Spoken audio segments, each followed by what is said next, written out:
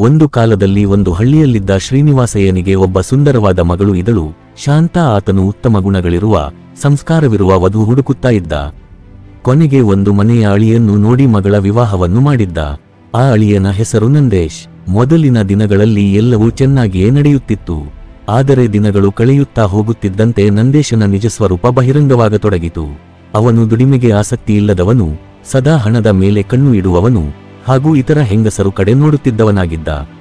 ಒಂದು ದಿನ ನದೇಶ ತನ್ನ ಹೆಂಡತಿಯನ್ನು ಬಿಟ್ಟು ಅತ್ತೆಯ ಮೇಲೆ ಕಣ್ಣು ಹಾಕಿದ. ಅವನ್ ನೋಡುವ ಕಾಮುಕತನ ಅವರ ಅತ್ತಿಗೆಗೆ ಗೊತ್ತು ಆಯಿತು. ಇದನ್ನು ತಕ್ಷಣ ಗಂಡನಿಗೆ ತಿಳಿಸಿದಳು. ಶ್ರೀನಿವಾಸಯ್ಯ ಸಿಟ್ಟಿನಿಂದ ನಂದೇಶನನ್ನು ಮನೆ ಬಿಟ್ಟು ಹೋಗಲು ಹೇಳಿದರು. ಶಾಂತಾ ಕೂಡ ತನ್ನ ಗಂಡನ ನಿಜವಾದ ರೂಪವನ್ನು ನೋಡಿ ನಿರ್ಧಾರವಾಗಿ ವಿಚ್ಛೇದನಕ್ಕೆ ಮುಂದಾದಳು.